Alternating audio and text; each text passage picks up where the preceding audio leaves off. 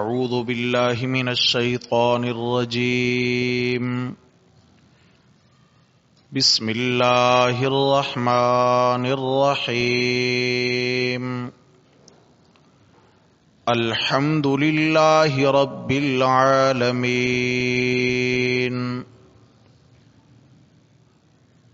صدق الله ومن أصدق من الله قيلا اللهم صل على سيدنا ومولانا محمد وعلى آل سيدنا ومولانا محمد وبارك وسلم عليه. حضرات محترم، درس قرآن مقدس کے سلسلہ میں سورۃ الفاتحہ سے آج انشاءاللہ تعالی ہمارے سبق کا آغاز ہو رہا ہے. اللہ رب العزت کی توفیق اور عنایت سے قرآن مقدس کی یہ عظیم سورت انشاءاللہ ہم سبقاً پڑھیں گے. وقت زیادہ بھی لگ سکتا ہے، اس لیے کہ قرآن مقدس کی 114 سورتیں ہیں اور 114 سورتوں میں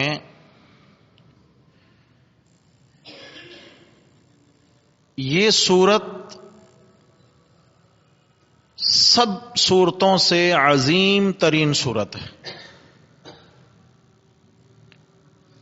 مضامین کے اعتبار سے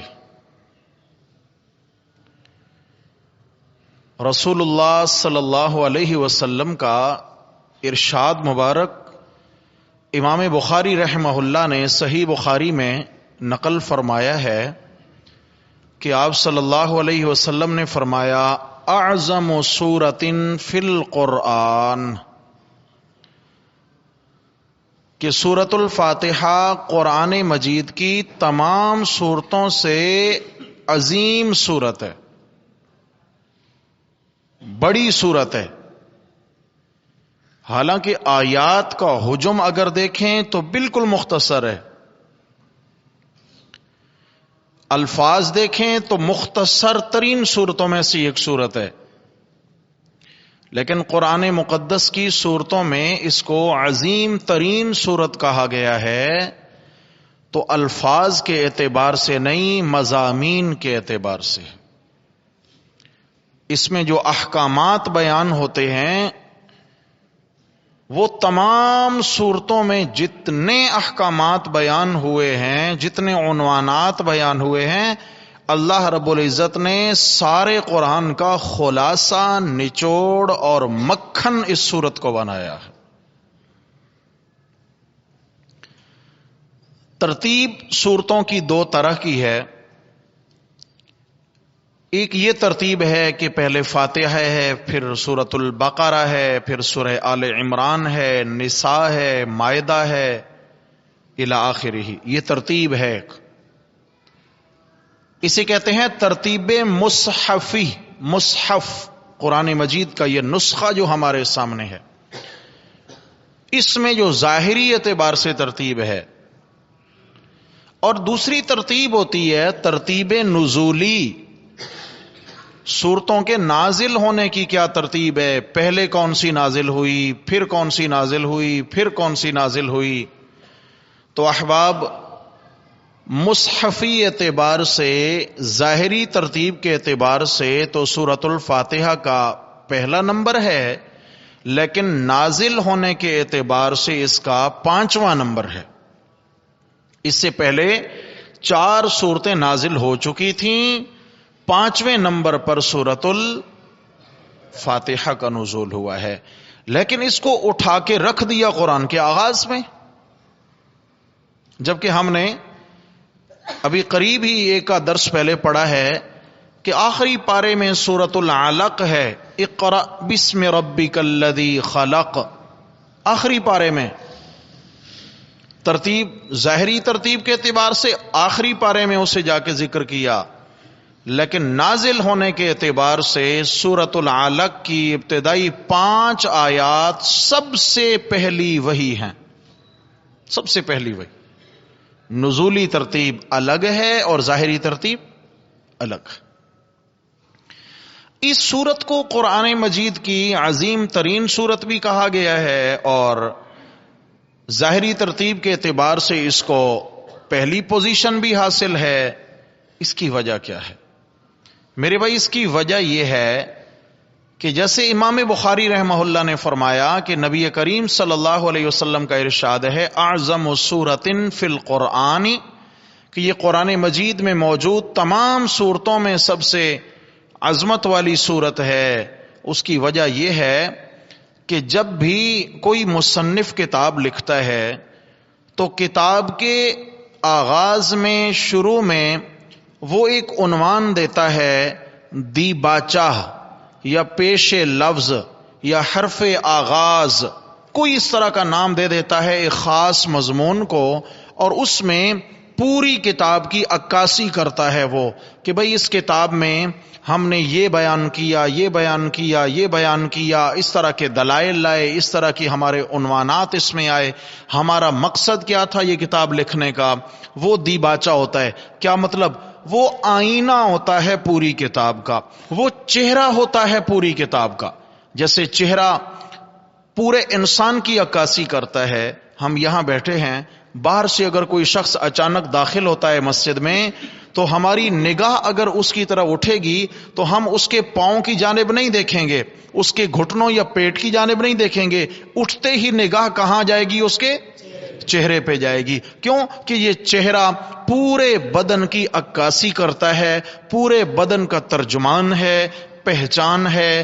میرے بھائی، سورۃ الفاتحہ یہ پورے قرآن کا چہرہ ہے، یہ پورے قرآن کا آئینہ ہے، یہ قرآن کا پیش لفظ ہے، یہ دیباچہ ہے، یہ حرف آغاز ہے، یہ پورے قرآن کا لب لباب ہے، نچوڑ ہے، التا ہے، مغز ہے۔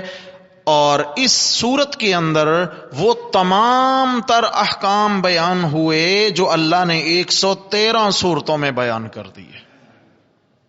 حیران ہوں گے، دکھ تو کچھ نہیں رہا، ظاہراً تو کچھ نہیں دکھ رہا، لیکن انشاءاللہ ایسے دکھے گا کہ یقین آ جائے گا کہ واقعی یہ تمام صورتوں میں عظمت والی صورت ہے۔ میرے آقا صلی اللہ علیہ وسلم نے ایسے تو نہیں فرما دیا کہ یہ سارے قرآن میں اس صورت کو الگ ایک مقام حاصل ہے۔ 14ویں پارے میں اللہ تعالیٰ نے اسی کی جانب اشارہ فرمایا سورۃ الحجر میں، وَلَقَدْ آتَيْنَاكَ سَبْعًا مِّنَ الْمَثَانِي وَالْقُرْآنِ الْعَظِيمِ، میرے پیغمبر ہم نے آپ کو دی ہیں 7 آیات بار بار دہرائی جانے والی، اور اس کے علاوہ پورا قرآن عظمت والا، یعنی پورا قرآن ایک جانب اور سورۃ الفاتحہ ایک جانب۔ نبی مکرم صلی اللہ علیہ وسلم کا مبارک ارشاد ہے، آپ علیہ الصلوۃ والسلام نے فرمایا اللہ رب العزت نے مجھے ایک ایسی صورت عطا فرمائی ہے جس جیسی عظمت والی صورت نہ تو تورات میں اتری، نہ انجیل میں، نہ زبور میں، اور نہ ہی اس کے پائے کی صورت پورے قرآن میں کہیں موجود ہے۔ صحابہ نے پوچھا یا رسول اللہ وہ کون سی صورت ہے؟ فرمایا سورۃ الفاتحہ۔ یعنی قرآن مقدس میں بھی اس کو ایک الگ اتھارٹی حاصل ہے، الگ مقام حاصل ہے اس کو۔ اور دوسرا جو فرمان میرے پیارے آقا علیہ السلام کا ہے وہ تو بڑا ہی حیران کرنے والا ہے۔ آپ علیہ الصلوۃ والسلام نے فرمایا اللہ رب العزت نے مجھے عرش کے تحائف میں سے 2 خاص تحفے عطا فرمائے، اور بھی کچھ تحائف ہیں، لیکن دو خاص تحفے مجھے اللہ نے عرش کے عطا کیے. ایک روایت میں اللہ نے مجھے عرش کے خزانوں میں سے 2 خزانے عطا فرمائے. عرش کے خزانوں میں سے اللہ نے مجھے 2 خزانے عطا فرمائے. فرمایا ایک خزانہ سورۃ الفاتحہ ہے اور دوسرا خزانہ ہے لا حول ولا قوت الا باللہ. کہیے ذرا بھائی، لا حول ولا قوت الا باللہ. ہاں جی، اب ہم کیا سمجھیں اس کو؟ ہم تو سمجھتے ہیں کہ کوئی اچانک نازیبا ناپسندیدہ کوئی مکروہ کام اگر ہمیں دکھے یا ہم سنیں تو کہتے ہیں لا حول ولا قوت الا باللہ. لا حول یعنی جان چھڑانے والا ایک جملہ ہے گویا ہمارے نزدیک تو، لیکن پتہ نہیں کہ یہ کتنا عظیم خزانہ. آپ علیہ السلام نے ایک مرتبہ صحابہ کرام سے فرمایا هل ادلکم علی کنز من کنوز الجنہ، هل ادلکم علی کنز من کنوز الجنہ. میرے صحابہ، میں تمہیں جنت کے خزانوں میں سے ایک خزانہ نہ بتلاؤں؟ اب جنت کا خزانہ آ گیا، کیا مطلب ہے؟ جنت میں لے جانے والا مبارک عمل نہ بتلاؤں؟ یا رسول اللہ ضرور بتلائیے. آپ نے فرمایا پڑھا کرو لا حول ولا قوت الا باللہ. پڑھیے میرے پیارے. اللہ، کیا مبارک مفہوم ہے اس کا میرے بھائی. 2 باتیں بیان ہوئی ہیں اس کے اندر. لا حول، حول کا معنی ہے مڑ جانا، پھر جانا، ہٹ جانا، بچ جانا. گناہ سے بچنا، گناہ سے مڑنا، گناہ سے بچنا، ہٹنا، کنارہ کرنا. لا حول. مولا، بندہ اقرار کرتا ہے مولا گناہوں سے بچنا میرے بس میں نہیں ہے. میرے اللہ گناہوں سے بچنا میری ہمت نہیں کہ میں اپنی طاقت کے زور سے، اپنی ہمت سے میں گناہوں سے بچ جاؤں. ولا قوت، یا اللہ نیکی کرنے کی میرے اندر ذاتی طور پہ طاقت موجود نہیں ہے. میں اتنا دعویٰ کروں کہ میں بذات خود نماز پڑھ لوں، میں قرآن پڑھ لوں، میں ایمان پہ ثابت قدم رہ جاؤں، میں اپنا مال تیری راہ میں صرف کر ڈالوں. میرے مولا نیکی کرنا بھی میرے بس کی بات نہیں ہے، گناہ سے بچنا بھی میرے بس میں نہیں، اور نیکی اختیار کرنا بھی میرے بس میں نہیں. کیسے ہوگا؟ الا باللہ، سب تیری توفیق سے ہوگا، سب تیری توفیق سے ہوگا. جب بندہ اتنا کمزوری اور لاچاری کا اظہار اللہ کے حضور کرتا ہے تو میرا رب پھر فرماتا ہے میرے بندے گھبراتا کیوں ہے؟ گناہ سے بھی تیرے کو بچاؤں گا، نیکی کی توفیق بھی عطا فرماؤں گا. سمجھ آ گئی ہے؟ تو اس لیے میرے بھائی، جب بھی کبھی وسوسہ آئے، کوئی برا وسوسہ آئے، گناہ کا دل میں شوق اٹھنے لگے، شیطان دل میں کبھی کوئی گناہ کی چاہت ڈالنے لگے، تو فل فور جبر کرتے ہوئے اپنے نفس پر اس جملے کا ورد شروع کر دیں، لا حول ولا قوت الا باللہ. اور اس مفہوم کی طرح میرے اللہ شیطان بہکانے لگا ہے، بچنا میرے بس کی بات نہیں ہے، میرے اللہ میرا خیال رکھنا. لا حول ولا قوت الا باللہ. یقین سے کہتا ہوں چند مرتبہ پڑھنے کی دیر ہے، اللہ تبارک و تعالی دل سے گناہ کی سوچ بھی دھو ڈالے گا، سوچ بھی دھل جائے گی گناہ کی انشاءاللہ. تو میرے پیارے نبی صلی اللہ علیہ وسلم نے فرمایا اللہ تبارک و تعالی نے مجھے جنت کے 2 خزانے، عرش کے 2 خزانے عطا فرمائے. ان میں ایک ہے سورۃ الفاتحہ اور دوسرا ہے لا حول ولا قوت الا باللہ. ہاں جی، دونوں جنت کے خزانے ہیں، دونوں عرش کے انعامات ہیں، اللہ کی جانب سے خصوصی انعامات ہیں. تو میرے بھائی، ہمیں ایک تو لا حول ولا قوت الا باللہ اس ورد کو بھی انشاءاللہ اپنانا ہے، اور سورۃ الفاتحہ بھی جنت کا خزانہ ہے، اس کو بھی انشاءاللہ جی فاتحہ دیں گے انشاءاللہ. ٹھیک ہے نا جی. ہم نے کیا کیا بھائی؟ فاتحہ دینی ہے. کس پر جی؟ کھانے پر. کیوں جی؟ جمعرات ہے. کیوں جی؟ روحیں آتی ہیں، مرنے والوں کی روحیں آتی ہیں، اور وہ جناب آ کر ہم سے حلوہ شریف مانگتے ہیں، اس پر ہم نے کیا دینا ہے؟ فاتحہ دینی ہے، اور جناب خود پھر رگڑ جانا ہے. واہ بھائی، عجیب دین ہے بھائی. قرآن اسی لیے آیا کہ کھانوں پہ پڑھو لوگوں کو دھوکہ دو اور لوگوں کے ذہن میں یہ بات ڈال دو کہ یہی دین ہے، اس کے علاوہ کوئی دین ہی نہیں ہے۔ فاتحہ آئی تھی حلوے پہ پڑھنے کے لیے، فاتحہ آئی تھی پھلوں پہ پڑھنے کے لیے، پڑھ کے پھر جناب مولوی صاحب کھا جائیں، بس ٹھیک ہے جی مردے کو پہنچ گیا حلوہ۔ یہ کوئی بات ہے؟ میرے بھائی مسئلہ یاد رکھیں، جو دنیا سے چلا جاتا ہے اس کا دنیا سے رشتہ ناتا ختم، جہان بدل گیا۔ اور جب قیامت واقع ہوگی، جب قیامت کا نقارہ بجے گا، تو میرے رب نے قیامت کی بڑی بڑی نشانیوں میں سے ایک نشانی بیان فرمائی، وَإِذَا النُّفُوسُ زُوِّجَتْ، جب روحوں کو لوٹا کے بدنوں میں ڈالا جائے گا، فرمایا پھر کیا ہوگا؟ پھر حلوہ نہیں چلے گا، قیامت آ جائے گی۔ کیا آ جائے گی؟ جی، جب روح آئے گی نا تو ادھر ادھر نہیں بھٹکے گی، پھر سیدھی اپنے بدن کی جانب آئے گی، اور بدن زندہ ہو کر قبروں سے باہر آ جائیں گے، اور پھر حشر برپا ہوگا، پھر نفسی نفسی کا عالم ہوگا، گھبراہٹ ہوگی۔ وہ ایسا وقت ہوگا تذہل کل مرضعۃ اما ارضعت، کوئی دودھ پلانے والی ماں اپنے بچے کو دودھ نہیں پلا سکے گی، دیوار پہ مار دے گی۔ تضع ذات کل حمل حملہا، فرمایا ہر حاملہ اپنا حمل گرا دے گی، اتنی گھبراہٹ ہوگی۔ وتری الناس سکارا، اور تجھے لوگ ایسے دکھیں گے جیسے انہوں نے نشہ کر رکھا ہو، نشے کی حالت میں۔ ما ہم بسکارا، کوئی چرس شراب نہیں پی رکھی ہوگی انہوں نے، لیکن عذاب اللہ شدید، یہ اللہ کے سخت عذاب کا اثر ہوگا، اللہ کے عذاب کا۔ اللہ ہم سب کی حفاظت فرما۔ قیامت سے پہلے دنیا میں کوئی مردہ پلٹ کے آتا نہیں ہے۔ سمجھ آ گئی ہے کہ جی دنیا کے کھانے کھانے کے لیے ایمان سے بتائیں، یہ تو بالکل ایک سیدھی سادی سی بات ہے بھائی، اس میں تو کوئی دھوکے والی بات ہی نہیں ہے۔ سوچ سکتے ہیں جس کو اللہ نے دنیا سے 10 گنا بڑی جنت عطا کر دی ہو، جس کو اللہ نے جنت میں اعلی نعمتوں سے مالا مال کر رکھا ہو، اس کو دنیا کے کھانوں کی طلب ہوگی؟ کوکنگ آئل میں بنے کھانے اس کو چاہیے ہیں جنت کے کھانے چھوڑ کر؟ اور جو جہنم کی آگ میں جل رہا ہے، گرفتار ہو چکا ہے، مجرم ہے، وہ عذاب قبر میں مبتلا ہے، اللہ اس کو پلٹ کے آنے دیتے ہیں کہ جا تو کراچی کا چکر لگا کے آ، جی کچھ ریسٹ مل جائے؟ نہیں میرے بھائی، خدا کے لیے اس سوچ سے باہر نکلیے، یہ جہان اور ہے، وہ جہان اور ہے۔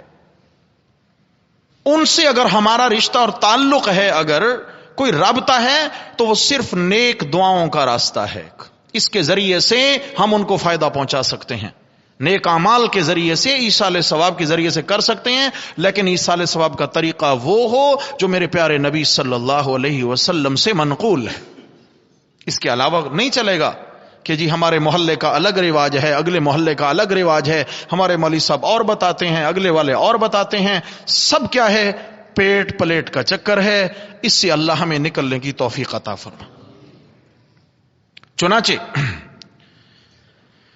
سورۃ الفاتحہ کے حوالے سے فرمایا اعظم سورۃ فی القرآن، یہ قرآن مجید کی تمام سورتوں میں سب سے عظمت والی سورت، سب سے عظمت والی سورت۔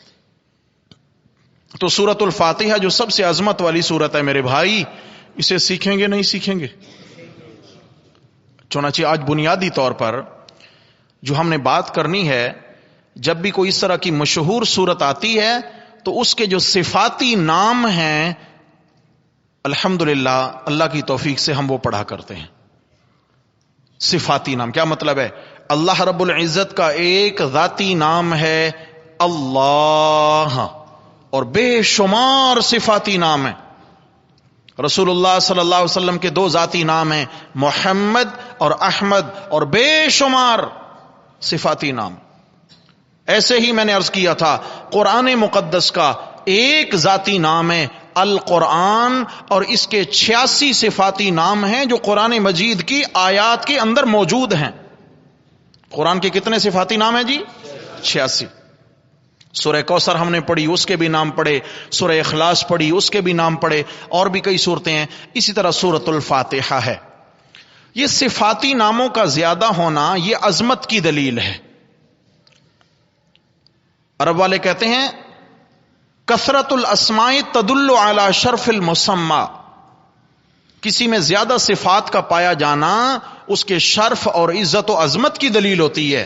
ایک شخص ہے، اس کا نام ہے عبداللہ، وہ ظاہری اعتبار سے حسین و جمیل بھی ہے، عالی نسب بھی رکھتا ہے، اور اس کے علاوہ قرآن کا حافظ بھی ہے، قاری بھی ہے، عالم بھی ہے، مفتی بھی ہے، شیخ الحدیث بھی ہے، شیخ التفسیر شیخ القرآن بھی ہے، بہترین مبلغ اور واعظ بھی ہے، تہجد گزار اور شب زندہ دار بھی ہے. میرے بھائی کیا خیال ہے اس عبداللہ کے اندر یہ کثیر صفات آئیں تو عظمت بڑھی یا کم ہوئی؟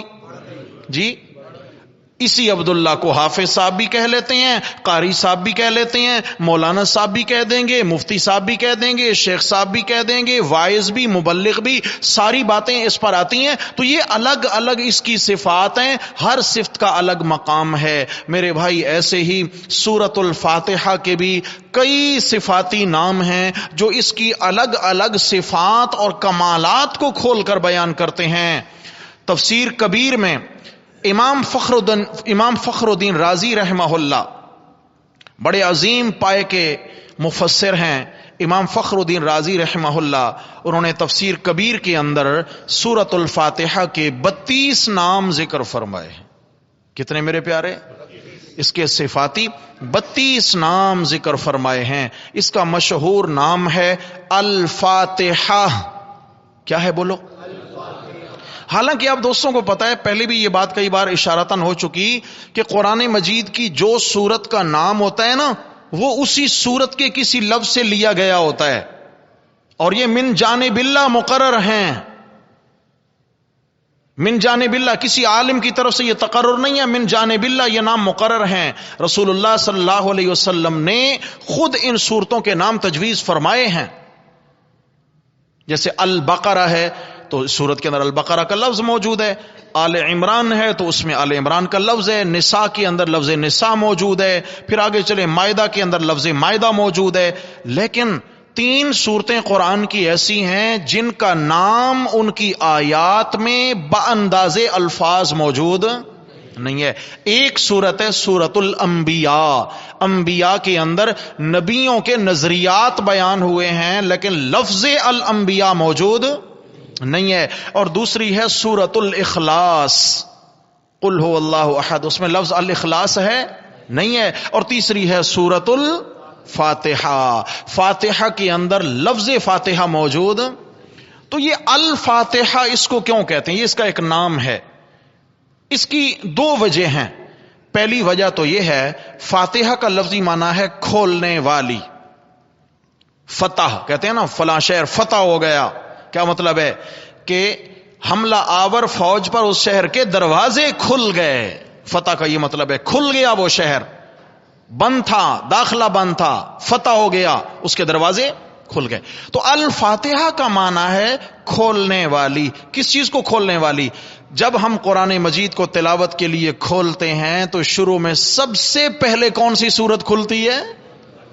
قرآن کو کھولنے والی. قرآن کو کھولنے والی، قرآن کا دروازہ ہے، اسی سے داخل ہونا ہوگا.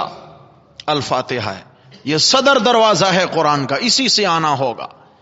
اور دوسری وجہ یہ ہے الفاتحہ کہنے کی، نماز میں قرات کو کھولنے والی. امام صاحب جب نماز پڑھاتے ہیں تو قرات کا آغاز کہاں سے کرتے ہیں؟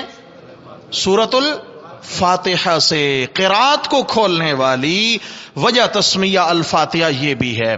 اس کا دوسرا نام ہے سورۃ الکنز.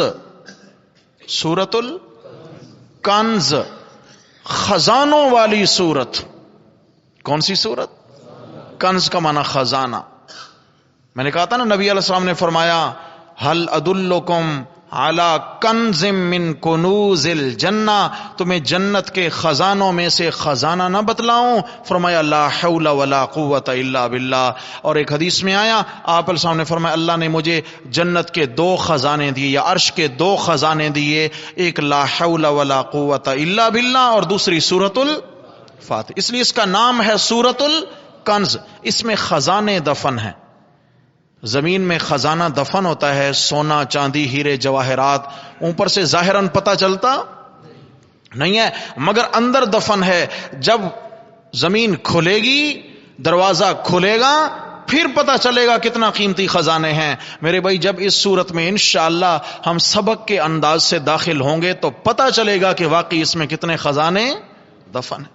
اس میں عقائد کے خزانے، اللہ کی توحید کے خزانے، میرے پیارے نبی کی رسالت کے خزانے، اس میں احکامات کے خزانے، قیامت کے عنوانات کے خزانے، اس کے اندر ایمان والوں کی صفات کے خزانے، اس کے اندر دشمنوں کی پہچان بیان ہوئی ہے. کیا عنوان ہے جو اس صورت میں بیان نہیں؟ تو سورۃ الکنز، سمجھا، خزانوں والی سورت. اور اس کا تیسرا نام ہے سورۃ القافیہ. سورۃ الکافیہ، کاف سے، سورۃ الکافیہ. الکافیہ، کافیہ کا معنی کافی ہو جانے والی، بس بس بہت ہے. کافیہ کا معنی بہت ہے، کافی ہو جانے والی. کیا مطلب ہے؟ ایک بندہ اگر قرآن مقدس کو نہیں سیکھ سکا، اس کا ترجمہ، اس کی تفسیر، اس کے علوم و معارف میں نہیں اتر سکتا ہے، اس کے پاس وقت نہیں ہے، تو علماء نے لکھا ہے، فرمایا سورۃ الفاتحہ کو سبقن سمجھ کر پڑھ لے، اس کی ہدایت کے لیے یہی سورت ہی کافی ہے. سورۃ الکافیہ ہدایت کے لیے بس ہے، بس. بندہ اس سورت کو سمجھ کے پڑھے اور گمراہ ہو جائے، خدا کی قسم یہ دو باتیں جمع نہیں ہو سکتی. ہو سورہ فاتحہ کا طالب العلم اور گمراہ ہو جائے، نہیں ہو سکتا، نہیں ہو سکتا. یہ تو ہدایت کا چراغ ہے. روشن چراغ ہو اور راستہ نہ دکھے، نہیں ہو سکتا. لیکن میرے بھائی ہم نے اس سورت کو کھانے میں پڑھنے کے لیے استعمال کر لیا ہے. کاش اس میں اتر کے ہم نے اس کو سمجھ بھی لیا ہوتا. نماز کی ہر رکعت میں پڑھی جانے والی سورت ہے، لیکن کبھی ہم نے اس کی طرف توجہ نہیں دی ہے. سورۃ الکافیہ ہدایت کے لیے کافی. اور اس کا چوتھا جو نام ہے مشہور و معروف نام، تعلیم المسئلہ. شاباش بولیے، کیا؟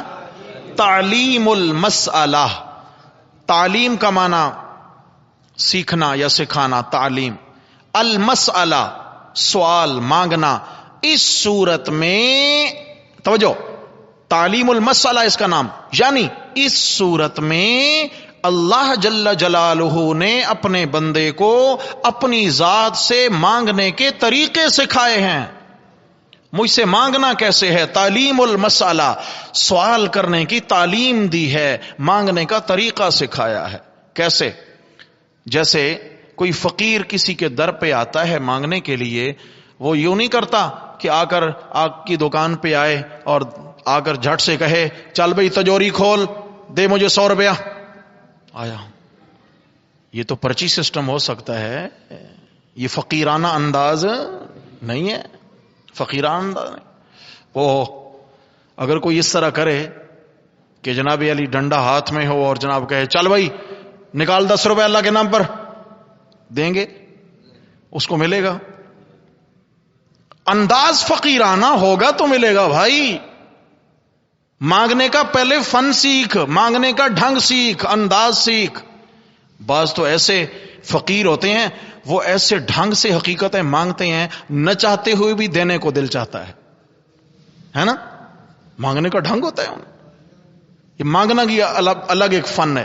وہ زمانہ طالب علمی تھا، ٹرین میں ہم سفر کر رہے تھے تو پنجاب کے ایک اسٹیشن سے ایک بابا جی سوار ہوئے، اور بڑے قد آور اور بڑے باصحت تھے، نابینا، ہاتھ میں ان کے ڈنڈا بھی ان کے قد کے برابر. ٹرین میں سوار ہوئے اور یوں سیٹوں پہ یوں ڈنڈا مار رہے ہیں اور کہتے جا رہے ہیں جلدی جلدی بھائی 10,000 روپے نکالو، جلدی جلدی 10,000 روپے نکالو اللہ کے نام پر، نکالو بھائی اللہ کے نام پر 10,000 روپے. اچھا، میں حیران ہو رہا تھا کہ بھئی بیچارہ نابینا ہے، حقدار بھی ہوگا، لیکن مانگنے کا انداز نہیں ہے. پورا ڈبہ اس نے گھوم لیا، ادھر سے ادھر، پوری بوگی میں ادھر سے ادھر، مگر کسی نے اس کو 10 روپے تو کیا 5 روپے بھی. مانگنے کا انداز ہونا چاہیے، انداز فقیر آنا چاہیے۔ تو میرے بھائی جب کوئی فقیر آتا ہے نا تو وہ سب سے پہلے آ کر تعریفیں کرتا ہے، تیرے کاروبار آباد رہیں، تو خود آباد رہے، تو سلامت رہے، تیرے گھر والے سلامت رہیں، تیرا سب کچھ سلامت، اس کو دعائیں دیتا ہے، اس کی تعریفیں کرتا ہے۔ پھر جا کر اس کا دل نرم ہوتا ہے تو وہ کہتا ہے اللہ کے نام پر اب کچھ مجھے بھی دے دے، تجھے اللہ نے بہت دیا، کچھ مجھے بھی دے دے۔ تو میرے بھائی ممکن ہے اس طرح مل جائے۔ یہ کیا ہے؟ مانگنے کا طریقہ پہلے سیکھنا ضروری ہے۔ اس احکم الحاکمین سے مانگنا ہے، خزانوں کا مالک ہے، لیکن مانگنے والے کو ملے گا تب کہ اس کو مانگنے کا طریقہ آتا ہوگا۔ تو طریقہ نہیں آتا تو ایسے نہیں کہ تم جھٹ سے آئے ہو اور اللہ سے یا اللہ یہ بھی دے دے، وہ بھی دے دے، یہ بھی دے دے، وہ بھی دے دے، یہ نہیں کرنا۔ ہم تو یوں ہی دعا مانگتے ہیں نا، دعا میں اللہ کو مشورے دیتے ہیں، مانگتے نہیں ہیں، مشورے دیتے ہیں۔ یا اللہ یوں نہیں کرنا اور یوں کرنا ہے، یا اللہ ایسا نہیں ہونا چاہیے اور ایسا ہونا چاہیے۔ یہ دعا ہے یا مشورہ ہے بھائی؟ اللہ کو مشورہ نہیں چاہیے، اللہ سے مانگنا ہے عاجزی کے ساتھ۔ تو جب اللہ کے در پہ نمازی آیا ہے، سورہ فاتحہ کے اندر اس نے نماز میں اللہ سے ایک خزانہ مانگنا ہے، اور وہ خزانہ ہدایت ہے، صراط مستقیم ہے۔ اہدنا الصراط المستقیم، یا اللہ مجھے سیدھی راہ پہ چلائے رکھنا، یہ مانگنا ہے۔ لیکن یوں نہیں کہ اللہ فرمائے تو آیا ہے جھٹ سے مانگ اہدنا الصراط المستقیم، فرمایا نہیں، پہلے میری تعریفیں کر۔ الحمدللہ رب العالمین الرحمن الرحیم مالکی یوم الدین ایاک نعبد و ایاک نستعین۔ میرے گن گا، میرے گیت گا، میرے گیت گا، میری تعریفیں کر، میری حمدیں کر، میری ثنائیں کر، میری بزرگی بیان کر، اور اس کے بعد مانگ اہدنا الصراط المستقیم۔ میرے مولا فقیر کچھ مانگنے آیا ہے، دنیا نہیں مانگتا، جنت کا راستہ مانگتا ہے۔ میرے اللہ مجھے جنت کی وہ جرنیلی سڑک دکھا دے، جنت کی اس سڑک پہ مجھے چلا دے جس کے ذریعے میں چل کے کامیاب ہو جاؤں۔ تو میرے بھائی اس صورت میں اللہ نے اپنی ذات سے مانگنے کا طریقہ سکھایا، اس لیے اس کا چوتھا نام ہے تعلیم المسئلہ۔ یاد کریے، تعلیم المسئلہ۔ کتنے نام پڑھ لیے جی؟ 4۔ نمبر 1 سورۃ الفاتحہ، قرآن کو کھولنے والی یا قرات کو کھولنے والی۔ نمبر 2 سورۃ الکنز، خزانوں والی سورت، دفینہ ہے خزانوں کا، یہ خزانوں کی کان ہے۔ کہتے ہیں جی سونے کی کانیں برآمد ہو گئیں ہیں، خزانے، ہیرے جواہرات۔ تو یہ سورت جو ہے نا یہ بھی خزانوں کا دفینہ ہے، اس کو کھولنا ہے۔ جب تک کھولیں گے نہیں، سمجھیں گے نہیں، تب تک خزانے پا سکتے نہیں ہیں۔ اور تیسرا اس کا نام ہے سورۃ الکافیہ، ہدایت کے لیے کافی وافی سورت ہے۔ اور چوتھا نام ہے تعلیم المسئلہ۔ اس سورت میں اللہ نے اپنی ذات سے مانگنے کے طریقے سکھائے ہیں۔ اللہ رب العزت ہم سب کو انہی طریقوں کے مطابق اپنی ذات سے مانگنے کی توفیق عطا فرمائے۔ بقیہ انشاءاللہ اگلے سبق میں۔ اقول قولی ھذا استغفر اللہ واتوب